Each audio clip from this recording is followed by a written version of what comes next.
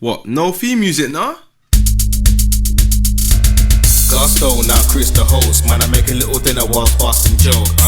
Come to the yard, get it off your chest. There's no hard feelings when you're rocking with the best. Everything's crisp, everything's nice. Throw a little sugar, add a little spice. Ask all questions, cook a little rice. Gamble like Vegas and throw a little dice. Raise a glass and make a toast. Drop by Chris for a Sunday roast. Or 8 days of his mixology. Get twisted and not off the Hennessy. Now your belly's full, play a game of ball. Gusto, he's coming from the old school. No if buts, maybes, whys. No silly questions, I tell no lies. Everything Chris. Everything Chris. Everything Chris. Everything Chris. Everything Chris. Everything Chris. Everything Chris.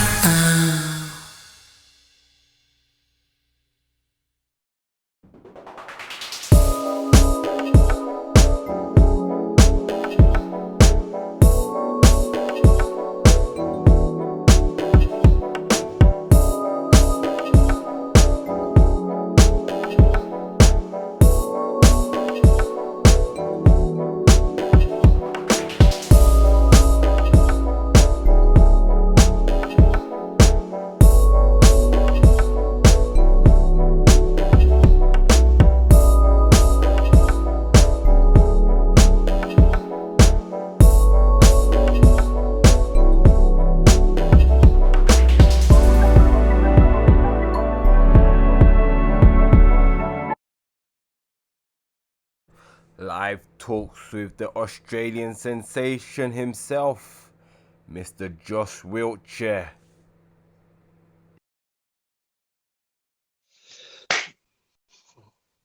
What?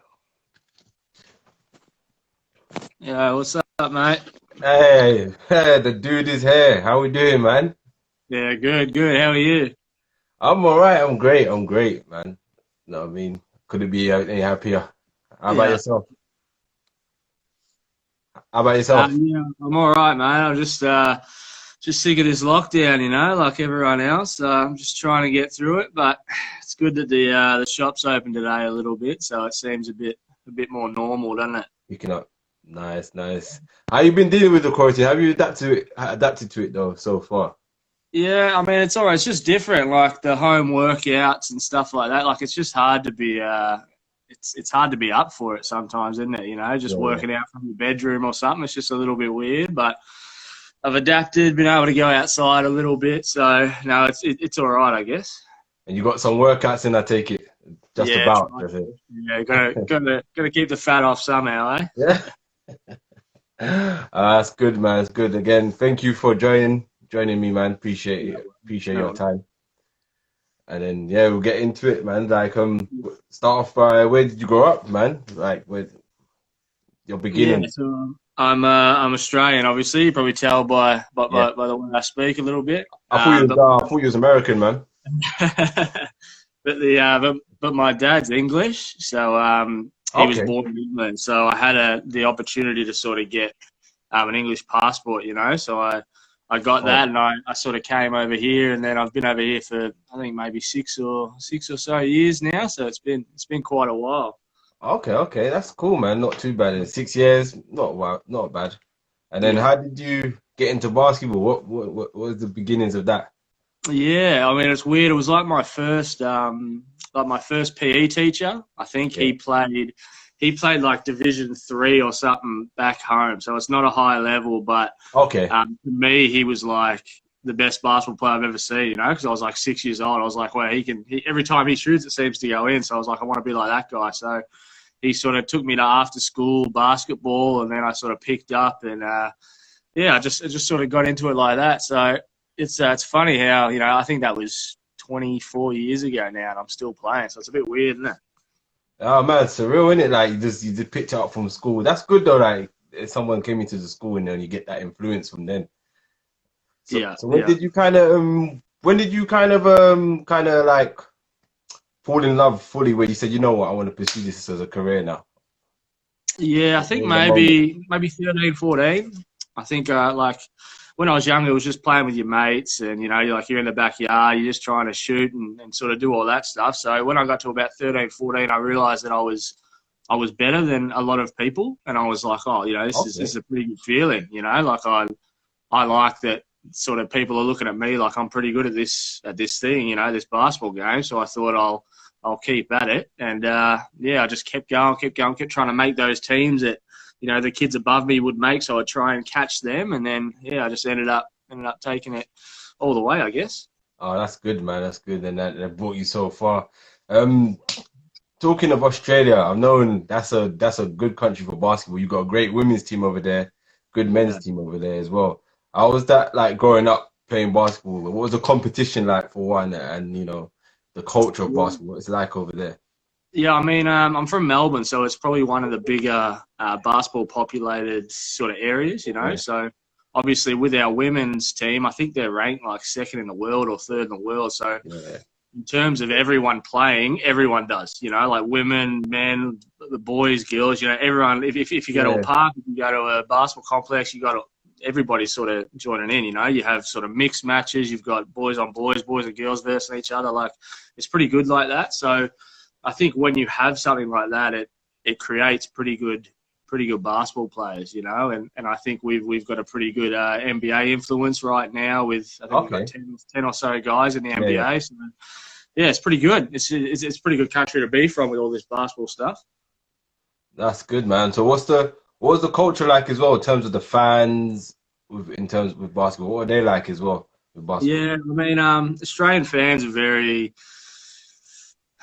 very passionate about their sport. It could be anything. It could be me and you going outside and throwing a tennis ball, but we'd have people sort of cheering us on, because they just like the competitiveness. So the higher you go, obviously, the more fans you get and the more passion you get. So it's a little bit different to English fans, because English fans are very sort of almost like that soccer orientated, where it's like, I live and breathe my team, like they love it. So it's a little bit different to that, but there's some similarities as well, Yeah, you got a lot of athletes, not just in basketball. You had that woman who could run as well for you guys for one bit, right? Kathy Freeman, isn't it?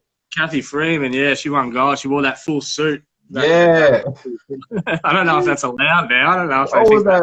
When I first saw that, I was like, "What the hell was that?" Like, it's a full-on suit, and then I was like, "Man, if it works, it works." Yeah. I think we had the swimmer as well, Ian Thorpe, and he had that full swimsuit as well. I think it was Torpedo or something it was called. Yeah. So I think maybe we're cheating a little bit, I guess. I ain't saying nothing. No, we'll leave it at that. So like after that, then talk us through your journey, like leading up to. I think you came to Reading first, right? I did, yeah. So talk us through your journey leading up to Reading. So I went to like a basketball high school. It's the same high school as where Ben Simmons went. So obviously everyone knows who that is, Yeah. So it's sort of known as progressing in basketball. So from there, when I was there, I was like, I just want to play college basketball. Like that's my dream.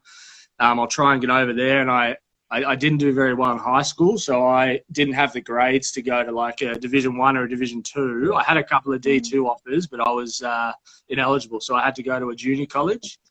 I went over for a year, but I got injured basically straight away. I broke my foot, and it was just a bad experience because I was so far away from home, and it was my first time sort of living away from home in a different country in a culture which I'd never experienced. I was just very Australian. I was like, this is all I know, So when I came back, I was like, I just want to play basketball, some sort of avenue. So I tried out for the NBL team, which is our top league, and I got the development spot there, which is like the 11th or 12th person on the team. And then I got my British passport after that season, and I ruptured my Achilles, so the NBL team cut me, and then I had nothing. So I was like, I don't know what I'm going to do, but I had this British passport, so I was like, I'll start reaching out to teams, and it turned out one of my coaches that I used to play against, he had a relationship with Reading, and then they just got in touch, and then I ended up at Reading. So it's a pretty small world, the basketball world, really. Yeah, it is. I've always said that. I've always felt like it's a very tight-knit community. Like once you meet someone who's involved in basketball, plays basketball, you kind of tend to have that relationship with someone. Absolutely. It's like there's that bond that keeps you guys, that keeps everyone together. So yeah, man, I love the sport. It's done a lot for me as well. Yeah. So in Reading, you know, you had quite a bit of success there, right? You won the, is it playoffs and the league, or was it just the league? Yes, we won the league, and then we won the cup and the trophy, but then we lost in the, I think it was the grand final of the playoffs, or whatever it was called back then. Yeah. So we had a pretty good team. It was cool because as I said, I'd never experienced anything different. So I went to America and I was like, oh, you know, I'm not really sure about this. But then I was like, I've got nothing else. So I want to experience England. So when I got to Reading, I was like, I'm just going to soak it all up and see what this is like over here. And it turned out really well because the club was really good. I think they're sort of a club that could flourish in the BBL if they got given the opportunities, you know. So I think I just landed in a really good situation. And you won MVP that season as well, right? I did, yeah. I was getting buckets for a while there, man. I don't think I could be stopped a little bit. Hey, yo, man, don't humble it, man. They're out, man. You're killing them. You're killing them. How was that season? Who's like the toughest teams right now? What year was that again? 2014, right? 12, 13, or I don't know. It was probably 6, 7 years ago. I think they had Manchester Magic. Yeah, Manchester Magic were good. Essex were good. They had Andre Lockhart then, and they had Ishmael Fontaine, I think. They had two imports. Howard Crawford, I think he played in the BBL for a while, so they were really good. And you had Bradford Dragons, right, at one point? Yeah, Bradford were in there. Leeds won the playoffs against us, and Matt Newby was coaching that team. Yeah. So they had a pretty good setup there. It was actually a pretty good league, you know. So since I've been in the BBL, a lot of people talk down on the EBL for whatever reason, you know, but it's actually tough. There's some really good British guys playing there, and I think it's sort of understated how good and competitive that league is. Yeah. What things did you experience different in terms of the BBL and the NBL? What did you experience that was different? I think the EBL is just a little bit younger from terms of what sort of talent you get. So like with our Reading team, we had probably 4 or 5 professionals and then a lot of younger guys, whereas in the BBL you have sort of a deeper roster of more experienced guys for sort of most of them. So obviously with the crowds and the referees and the off-court stuff, it's sort of just a little bit below the BBL. But in terms of players, I think there's probably 3 or 4 in each team that could make the step up, you know, like British guys predominantly, they can make the step up and play for anyone on a roster, you know, like the talent's still there. That's good. Yeah.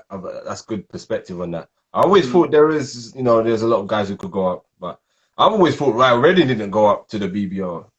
Yeah, I think they need the stand or something there that they need, because you have to be able to suit a certain amount of people to be a BBL, and they just don't tick some of their boxes. But in terms of off court and a club, I think they're pretty tough. They run very well, yeah, definitely, man. How organised were they? Because I've heard they were a really organised club. Yeah, they were good. Like from the off court stuff, because sometimes depending where you play, the off-court stuff can sort of ruin the on-court stuff, you know. But with Reading, it's like they had everything really sorted, from your coaching, from when training was, from getting your shots up, from getting weights, all that. Like everything was ticked off. It was just the fact that they don't own their own court, or they can't get access to another bleacher or whatever it is, you know. So if they had that, I think they'd be a pretty tough BBL side. Yeah, definitely. That would be good for their city as well, because they do have some great fans there. They've got some tough fans there, man. They're very supportive in away games as well. I've seen it. And it's like 20 minutes from London. I think when I was talking to them, they were like, "Yeah, you just get on the train and it's 20 minutes to London." It's like, that's a perfect spot, you know. Like for me, it's sort of out of the way where you're not in that hustle and bustle of London, but you're close enough where you can just get in there whenever you want. You know, I love that. So you're commuting from London to Reading? No, so I was in Reading, but the amount of times we'd go to London, you know, it was like you just get on and it was like £18 or something just for there and back. It's great. So good. Much. Yeah, Reading was around the corner from there, man. So it was not too bad. So then after Reading, now you've gone and signed with Plymouth. How did that come about? Yeah, so that was actually I think it was like our first pre-season game. We played Plymouth. At the Pavilions, and we actually beat them. We beat them by a point on the buzzer, so it was like this big deal for an EBL club to beat, you know, a BBL team at the time. So But obviously, if you've seen a Plymouth game, you see the fans and you see the atmosphere. It's like, this is pretty cool, you know. Like this is, if this is what the BBL is, I want to be all a part of this, you know. And previously, like, I emailed every BBL club. I texted them. I sent them emails. I sent them Facebooks, all that, and no one wanted to borrow me. It was only Reading that I had. So I was like, I want to show these BBL teams that I can play basketball, you know, that I'm good enough. So when we got to play those BBL teams, I had a really good game against Plymouth, and then I think in January or February, the coach sort of contacted me and was like, "Hey, you wanna come here next season?" I'm like, "Absolutely! Like, if you guys have that sort of crowd, I'm there for sure." So was that the mindset you went with? So when you played against Plymouth, when you was at Reading, you played against Plymouth, was your mindset to say, you know what, is the opportunity to try and show the coach that? Yeah, absolutely. Like, I felt like I was a bit sort of underdone when I was trying to get recruited. You know, like I was only 21 or 22, but for me, in my mindset, I was coming from a league. Even though I was a development player, I was coming from somewhere where I knew I could progress, you know, straight across. But no one really saw it like that. They just, I guess I'm not the most exciting player, so my highlight tapes is just sort of like smart plays, but you can't really put that across, you know. So you have to be in front of someone. And then when I got put in front of someone, I was like, well, this is my chance to show whoever it is that's watching, you know, whether it be on a live stream, whether it be someone in the crowd, that I'm good enough to play, you know. And I obviously did that, I think. Yeah, definitely. To show that you obviously did show what level you was on that level. So, you know, do you remember who you played against when they were at Plymouth at the time? Yeah, so they had a backup guard called Gabe Haskins, and then they had an import guard. I can't remember his name now, but that week I was looking at his college stats, and he went to a mid-major D1 or a high D1 or something. I was like, G'ing myself up. I was like, I gotta play well against this dude. I gotta, you know, like, he looked good. His highlights looked real good. And he ended up getting cut that following week, actually. So I don't know if I had something to do with it, but I just felt like I wanted to imprint my name on that game, you know. So they had a pretty tough team. I think they did all right during the season, but I mean, for us to beat them, we probably shouldn't have, but we sort of exceeded expectations a bit as well. How did you do in that game, though? How did I do? Yeah, I was all right, mate. I feel like I did pretty well, eh? Yeah. That's dope, man. I like that. And then, you know, in Plymouth now, been there for 6 years, is it now? Yeah, so I played 2 years, and then I played a year in Cheshire, and then I played a year in Germany, and then I played 2 more years in Plymouth. So I've been around a little bit, but time in Plymouth's really good. We had different ownership my first couple of years there, so it was a little bit of a different experience, sort of from the professionalism to the last 2 years that I was there. So you sort of went from Reading, where the off-court stuff was really good, to sort of the early Plymouth days where it was a little bit rocky with top to bottom, sort of, you know, like you just didn't know what you were going to get every day. So it was weird because I was like, well, this is the top league. This should be the way that Reading runs it almost, you know. So I sort of saw it all in like 2 years. So I really enjoyed Plymouth. Obviously, like, I like the Southwest and the atmosphere and the crowd, and everyone sort of gets behind you, which I really like. So it was enjoyable 2 years for sure. All right, definitely, man, definitely. I've seen them on video. You got a good crowd over there, definitely. Yeah.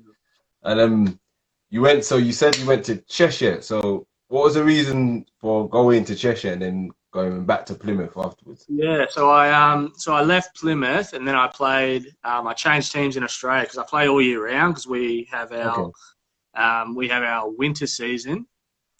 Yeah, it'll be our winter, your summer. So it's like your summer season. So it's a different season over there Yeah. So I leave here, say, I think it's early May that the BBL finishes, and then our season over there starts like the end of April till August.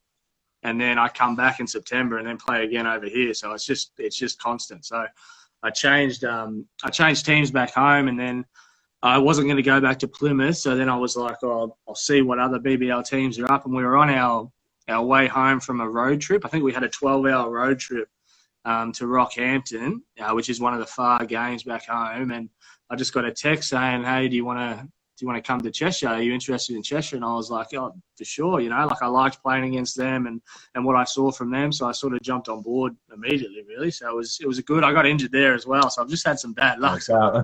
Oh, man. And then what injury was it? How did you recover? Was it end of the season after that injury, or Yeah, was it? so it was like I think it was end of December. I got a stress fracture. I was just getting this pain in my foot, and I was like, when we had like a 10-day break, I think over Christmas, I was like, it'll get better, like it'll be fine. I come back after that, and we just do a layup drill, and I'm like, my foot is killing me. Like I need to go see someone. So I did that ultrasound, whatever it is, and then he said I had a stress fracture. So then I left Cheshire, and I had to sit out and then wait to go back home and play. So it was a bit of a crappy time, but I mean, you learn a lot when you're injured, don't you? You know, like mentality-wise, like I think you sort of grow up a bit. Yeah. What kind of things did you pick up from your injury, like in terms of what you learned? Was it just more of a? It's like your diet, you know, mostly, and sort of like what you need to do with your body to make sure that you're up and ready for games. Because when you're training all the time and when you're playing on every weekend, you can sort of get away with. Well, I mean, when you're younger, you can sort of get away with eating what you want and sort of doing all that, but when you're injured, you eat a hamburger and you can see the hamburger the next day. You know, it's like I don't want that in my life. So I had to learn what my body responds to, what gets me up, you know, what makes me feel crappy. So I feel like with that, you sort of grow a little bit. Definitely. So you know, you've come back to Plymouth now. What was the reason for re-signing again? What happened, and how did that come about again? Yeah, so we had they had a change of ownership, sort of like I said. So a couple of guys that I knew from my first time in Plymouth actually bought the club. So they sort of messaged me when I was in Germany, and they were like, "Hey, do you want to come back?" But I couldn't because I was in contract in Germany. I was like, "Let's talk at the end of the season," you know. So they messaged me and they were like, "Hey, you know, we've changed things here, and you know, there's an opportunity for you to come back." So I was like, yeah, absolutely. You know, like I like Plymouth, I like the town, I like the people, you know, so I thought I'd give it another shot. And luckily it turned out really well because we made the playoffs the first year. We brought them back to the playoffs where they haven't been for however many years, you know, and we had a really good team. So it was fun. It was a really good year that first year. Oh, that's cool, man. That's cool.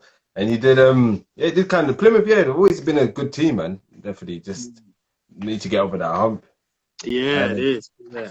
Definitely. And then, you know, you had talk us through Plymouth so far, like the culture of Plymouth, like on and off the court. What is it? So I think the reason why it's changed sort of this time back is that I think with the ownership all the way down, it's sort of like that off-court stuff is taken care of. Sort of what I was saying with Reading, you know, they sort of knew what was going on. Like in Plymouth, they had a good ownership group. They had a good GM. They had PJ, who's a good coach. So it's Danny, who's a good assistant. So they sort of ticked all the boxes off court. So I think that they're going forward. I think, and especially with new ownership now, I think they're gonna start to progress and move up the table. I think it's pretty exciting for Plymouth. So if you're a Plymouth fan, you're watching this, and I think you got some good times coming up. Definitely. With Plymouth as well, you changed coach over the years because the coach you got now was the coach at Worcester before, right? Yeah, PJ. Yeah, so he's pretty experienced. He's won a little bit at Worcester, and he's more of a sort of a player's coach. I think he gives you the freedom where you can go out and play. And for a lot of guys, that's really good. For some guys, they need a little more structure in their life. But I think for most of us, you know, if your coach isn't sort of reeling you in every time you do something bad, you can sort of get away with some stuff and you're more free. So he did pretty well for us the first couple of years. Yeah. Oh man, that's good, man. Definitely, like you said, he had a lot of experience winning. So yeah, you know, I think over time he probably might be able to bring that back to Plymouth, bring it to Plymouth. Absolutely, and being in Plymouth, one thing I noticed in Plymouth, I found out you're probably the only professional team in sports in that city, man. How did that feel like being like? Yeah. So you get that's what I noticed in Plymouth and Cheshire is that in Plymouth you have like we used to have Plymouth Albion, which is the rugby, but they were like a lower league, and then you have Plymouth Argyle, who are like division. I think they just got promoted to League One, but they were in League Two, so like they have a massive following. But other than them, it's just the Raiders. So like you're in the paper, you're getting all these fans around town to see you, and they say hi and they notice you, and you feel like you're a celebrity, but really you're just like, I'm just a BBL player, you know. Like I can go to other places and no one knows who I am, but in Plymouth, like you feel like you're something, you know, and it's pretty cool.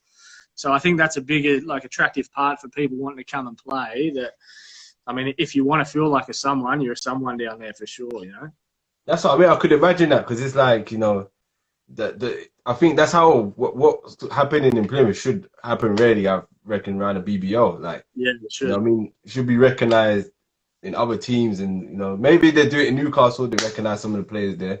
Yeah. And Leicester and Bristol. But yeah, that should be around the whole league, because some people still don't even know that there's professional league in this country. So it's good that you have that down in Plymouth. Yeah, I mean, you get some great players over here. You know, the BBL has a lot of these guys the top British guys that are coming back to play. You know, you got the Andrew Lawrence, Justin Robinson. You know, you got those sort of guys that they're here, and they should be given all the kudos. You know, for what their sort of career has transpired into, you know, but I think the league's just not at that point yet where it's a household thing. But if you can get it to that, I think, man, English basketball, British basketball, there'd be no better place to play. Definitely, man. There's so much potential behind it. Definitely. So yeah, definitely, that's something I'll get into just a bit. I know still one thing you was a part of in Plymouth history. One of the biggest upsets when you knocked out London Lions in the playoffs. Yeah. Talk us through that whole moment, even that game, and then after winning the game, what was the whole moment and the process like? Yeah, we beat them once during the season as well, and then we had a couple of really close games. So when we sort of drew them in the playoffs, it was like, well, we feel like we can match up against these guys, you know. And the last game of the season we played in Glasgow, and if we had won, we would have finished 4th in the table, but we lost, so we finished 8th. So we felt like we were a higher rated team than what sort of we looked on paper, you know. So going into that first leg, we lost. I think we lost by 4 or 5 or something. It was pretty close, but we had the momentum sort of in the third quarter, and then it just sort of all fell apart. So we were just like going into that second game, just go at him a little bit, just keep it tight. And then we just had this run, I think maybe in the third or the start of the fourth, and it was like, that was it, you know. Like, we had the lead. We had probably, like, in my opinion, the MVP of the league that year, and Dante Nicholas. Like, I feel like he should have got that award, and he just led us from, in all those tough matches, you know. So afterwards we were ecstatic, you know, because we felt like we really earned this. But on the way back in the bus, we had a phone call saying that we had to play the semi-final 2 days later. So everyone's like G'd up, but then we get a phone call like, we got to go home and play. It's like, oh, like, let us enjoy this a little bit, you know. Who did you play in this after Lions? No, we had Leicester. Yeah. That's a tough. I think we played on the Monday against the Lions in game 2, and then we won. And knock them out. And then on the way back, they were like, yeah, the pavilions, we can't have it from like Thursday onwards. So we had to play them on the Wednesday night, the first game. So it was like, we just going all the way back from London. We're sort of hyped, but it's like, you got to play Leicester, who are just as good as London, you know, if not better. I think they ended up winning it. So it was tough schedule. Yeah, they ended up winning the whole thing. Yeah, Leicester's always going to be a tough matchup for anyone, man. They've just got that great structure and discipline.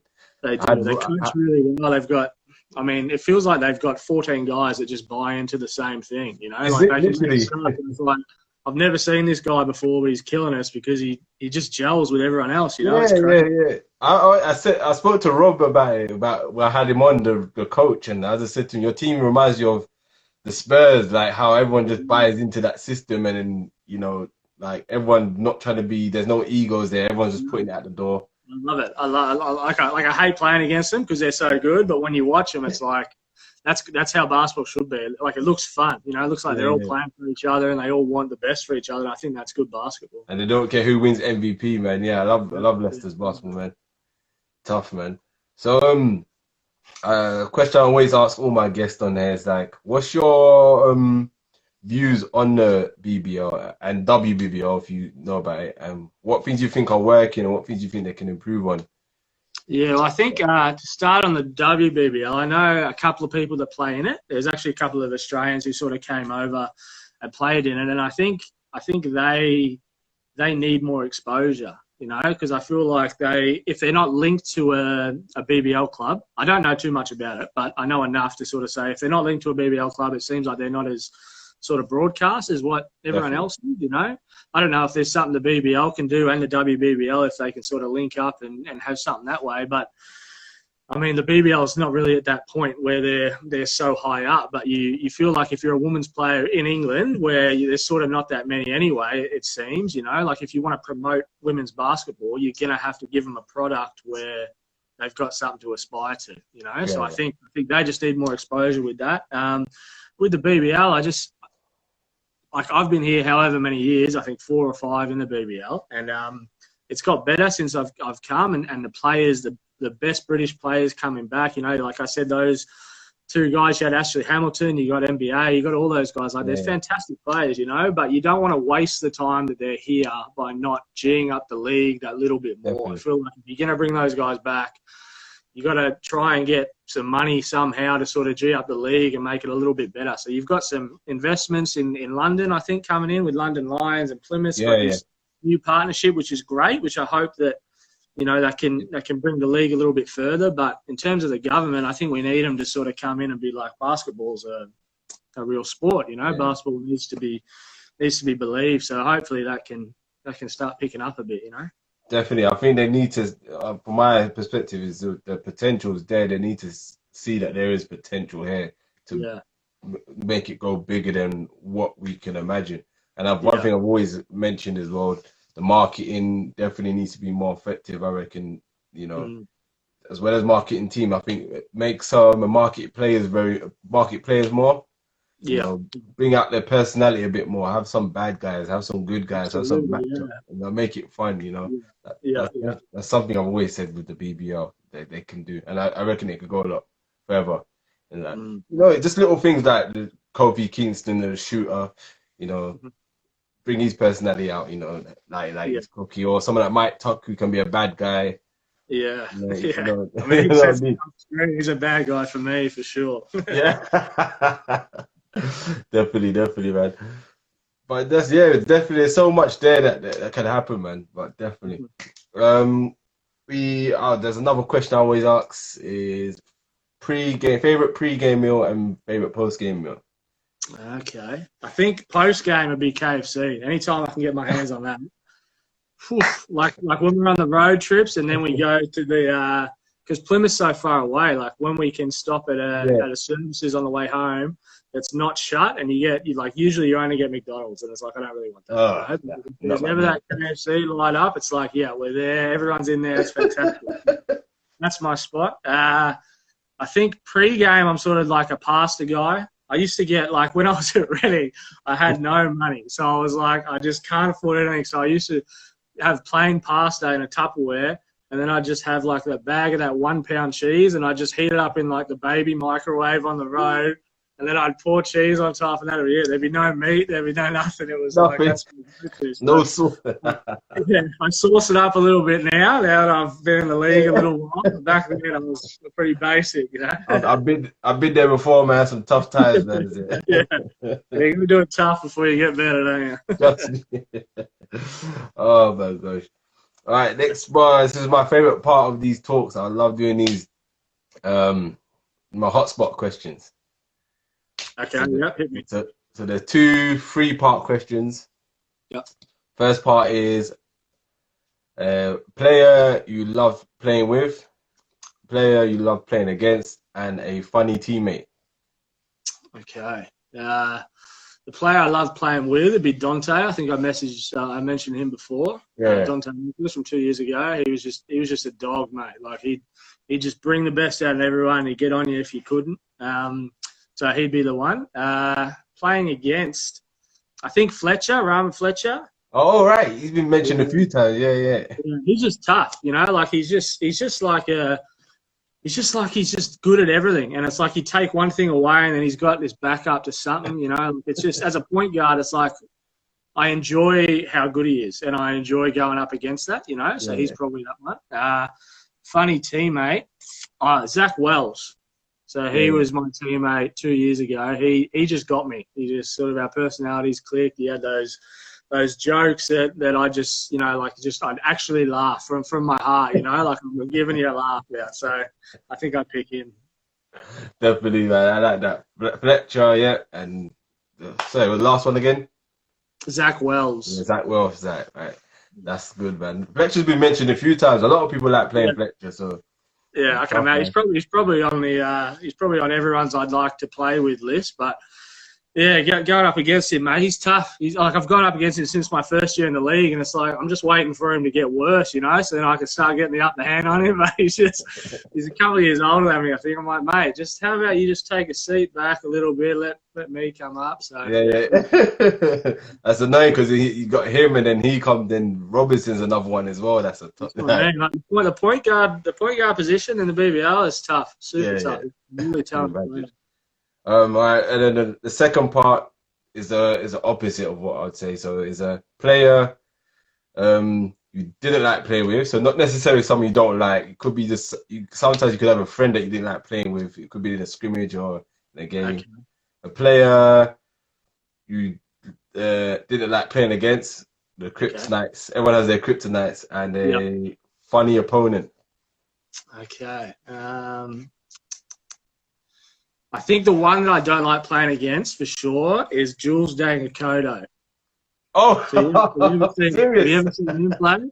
Yeah. So for me, when you're saying like the kryptonite, mate, there's something about him that I just can't work him out. Like he's so long and athletic. He's quite a tall guard. It's like I'm dribbling the ball, and usually I'm pretty confident, but when he's around, I'm just like, you know, like, I just want to pick it up and just hold it a little bit. Like you can't have this. He picked my pocket one game, and I was just like, every time I see him, I'm like, this guy's tough. Like I need to make sure I know what I'm doing with it. So he's that one. He's the one that once I stop playing basketball, I'll probably watch him a little bit more because I appreciate his game. Funny teammate, or was it not funny teammate? Funny opponent. Funny opponent. Okay. Gee, that's a hard one, hey. And what was the other one? The one I don't like. I don't like playing with. Okay, I think one of our young kids called Tola Kiki. He's going to be the one I don't like playing with because he loves taking the point guard position. This is at training because we haven't played that much together. But at training, he's always taking the point guard position, and I'm playing the two. So I feel like we're both there to get the inbound. And every time Tola gets it, so I'm going to pick him. He's going to watch this eventually, and he's going to see he was mentioned. So he can have that. I don't really know who's a not funny to play against. So I don't know. I haven't really had that many altercations with people. You know, I had a little tussle with Alex Awumi back in the day, so maybe I can put him back in it. Probably could. Yeah. That funny opponent. Yeah, not funny opponent. I'll go with Awumi because he kept picking on me when I first got into the league, Alex Awumi. So I think I'll go with him. Any stories with him? Well, here's a good story, right? I'm going to put you closer to this one. You tell me what you think about this, right? So when I first got into the league, it was my first season. He played for Worcester, I think. Yeah. So we're at the foul line, and I'm standing behind. So I'm the guard. I'm standing behind, watching the guy shoot. And he stood on my foot, like he was just standing there. And I feel this pressure on my foot. And I look down. He's standing next to me, but he's standing on my foot. And he's looking at me. And I'm like, I don't really know what to do here, you know? So I pushed him, and then there was like this little all in. And I was just like, I don't really know what happened there. But like, I think I got a tech, and he got off with it. I was like, mate, you just took me for an idiot, you know?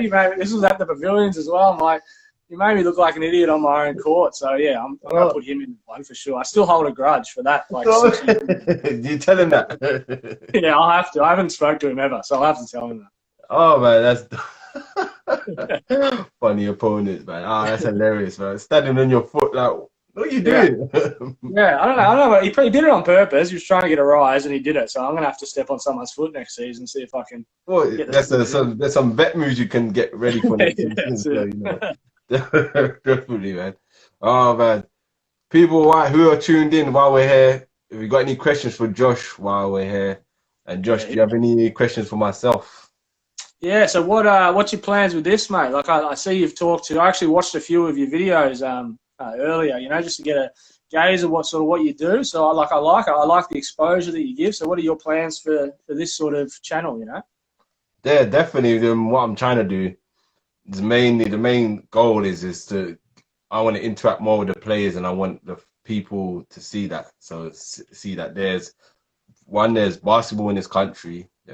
Two is a professional league, and three main things to get people to know you guys and know who you are. the main thing about this is it's a platform for you guys. I want to grow this platform as much as I can. And then, yeah, I plan to do other things, like coming out to, definitely plan to come to the games and try and talk to you guys, like, before and after games, you know, and then just keep putting as much content as I can out with this. Yeah, that's cool, mate. I mean, I think we need more people like yourself doing that, you know, that want to do it from the right place, and they sort of want British basketball to succeed, you know. So I think that's fantastic.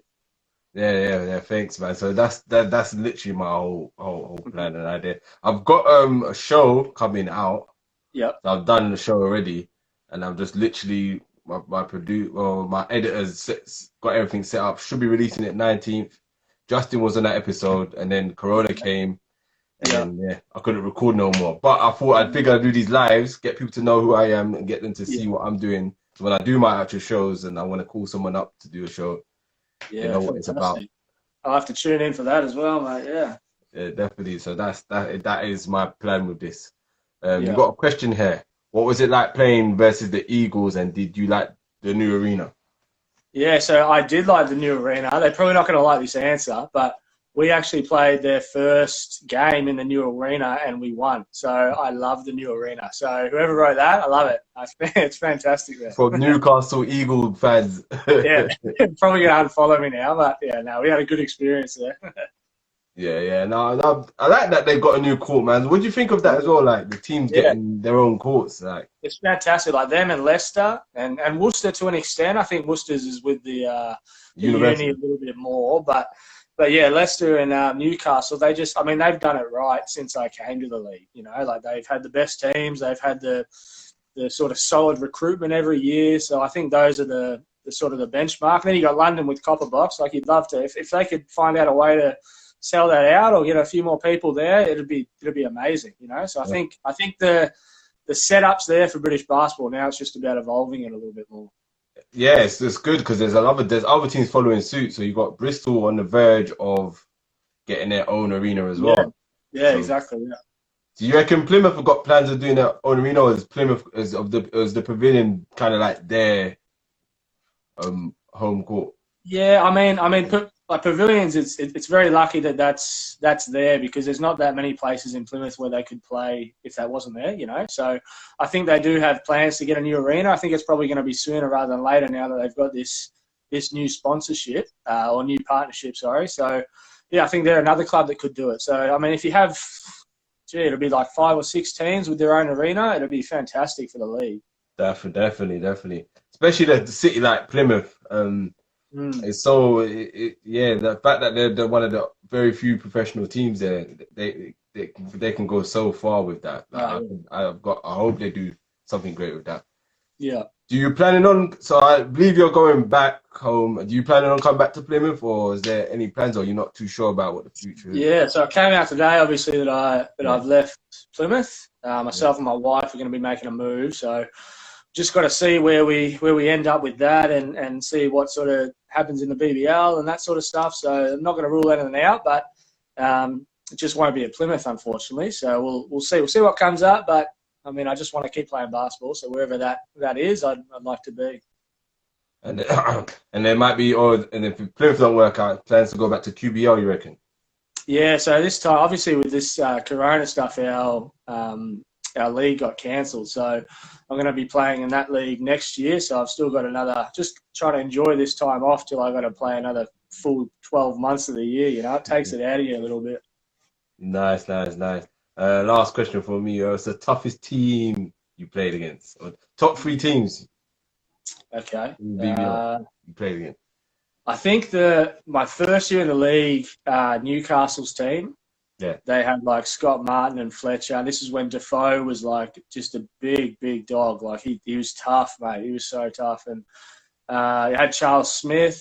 I think that team was super tough. I heard about him. Yeah. Yeah, Charles Smith was ridiculous. He was absolutely ridiculous. So they were probably the best team. I think any Leicester team, because it just seems like we spoke about before, I think he just gets the best out of him. And I love that. They're tough. Like the coach, man. They've got a great coach there.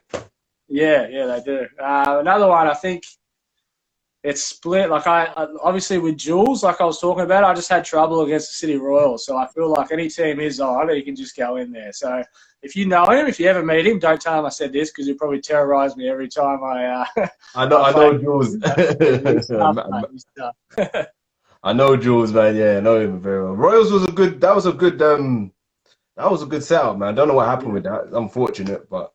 Yeah, I mean, it's a shame because they bring those. You bring Ashley Hamilton, you bring NBA, you bring Justin Robinson back. It's like these are the guys that need to be in this league. Like I feel like they're the name. So I think, there he is. There he's popped up. NBA there. What's up, NBA? Yeah. So those are the guys that they need to be in the league. And I think there's probably more guys in Europe that can come back. And when you bring them back, the league comes up. So. Yeah, I think if you're those guys, so I see NBA's here, come back into the league, mate. Come play for whoever I'm playing for. And LBC's there as well. He was at the Royals at that's one it, point. yeah. Guys like that. LB, apparently Melbourne would love to have you. Yeah, that's my family there. They want me to come back and play home, so I can see that. Matthew said he's telling Jules. Tell him I said hi, mate. Tell him I said what's up. Oh, y'all got the money now. Oh my gosh, man, that's funny. He's telling Jules. He said, "Oh man, Josh, man, it's been a great one, man. Appreciate you coming out and that. Definitely. Thanks for having me, mate. It's good. Keep doing your thing. If you ever need me for a chat, I'm always here, mate. So thanks. Definitely, man. Come to a game and then get you live. Actually, that's my plan. Perfect, mate. And everyone else who tuned in, thanks for tuning in, guys. And Joshua, and definitely will stay in touch, man. Beautiful. All right. See you, mate. See you later, man. Peace. Bye. Everything Chris. Everything Chris. Everything Chris. Everything Chris. Everything Chris. Everything Chris. Everything Chris. I'm Chris G, host of Everything Chris. Hope you liked that video. If you did, click that like button. Also leave a comment. And also, if you want to see more, click that subscribe button to get a notification when we upload new content every single time. I hope you enjoyed that video and I hope you stay tuned for some more. And also, as you know with me, everything's always Chris.